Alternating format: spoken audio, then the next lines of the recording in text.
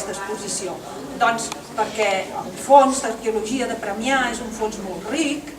des dels finals dels anys 60, que des del Museu de Premià de Mar s'està treballant l'arqueologia de tota la vall de Premià, és a dir, Premià de Mar i Premià de Dalt.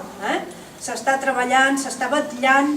perquè amb les obres qualsevol jaciment que surti se salvi, que s'excavi adequadament, que es documenti, que es conservin les peces. Això és una llarguíssima labor que s'ha fet des d'aquí per part d'una pila de gent.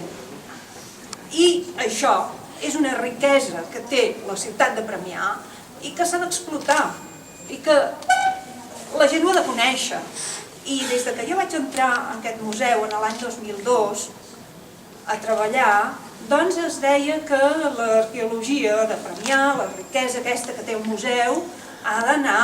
a Can Ferrarons. Hem d'obrir Can Ferrarons i allí s'explicarà bé tota l'arqueologia de Premià. S'ensenyarà aquell jaciment, que és un jaciment extraordinari, sense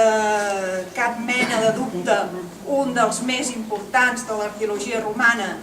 de la península Ibèrica, és un jaciment extraordinari, i doncs allà s'explicarà el jaciment en si i tota l'arqueologia de Premià. Per això aquí no s'havia fet una exposició dedicada a l'arqueologia de Premià fins ara.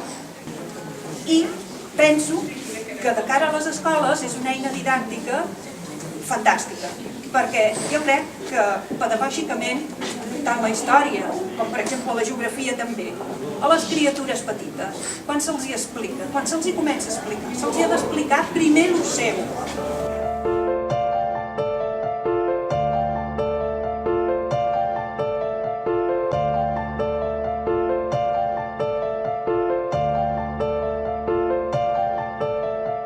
En Ferrarons, el seu descobriment, diguem-ne que ha trigat bastants anys a fer-se, en el sentit que la primera vegada que es va tenir constància d'unes restes romanes en aquest sector va ser el mes de maig de l'any 1969, quan en el que ara és el número 229 de la Gran Via, de Lluís Companys, doncs fent una zona, en aquella època s'estava urbanitzant tot aquell sector de Premià, tot aquell sector, les fotos que tenim d'aquella època són totes, diguem-ne, es veuen camps de flors i no hi havia ni una casa, hi havia alguna masia per allà, però no estava gens urbanitzat, i en aquell moment Premià s'està expandint i s'urbanitza tot aquell sector. Aleshores, una de les troballes que es fa doncs,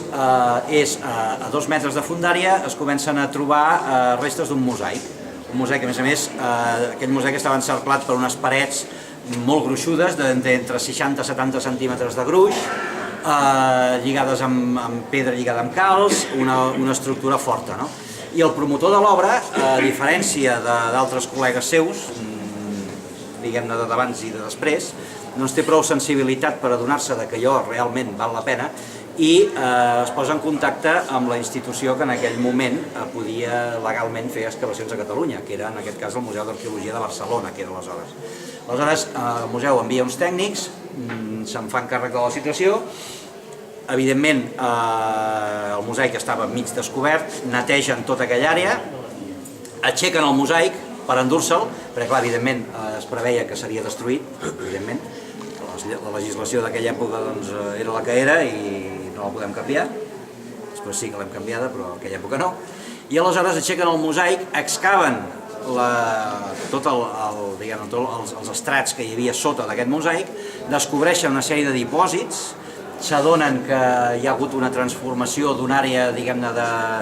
de taller, de dipòsit, magatzem, etc., amb una àrea residencial, i clar, evidentment aquests dipòsits són la part més antiga. Després hi ha una reforma al segle II que allò es converteix en una àrea residencial. I bé, la cosa va quedar així. Es van endur els materials, van endur el mosaic a Barcelona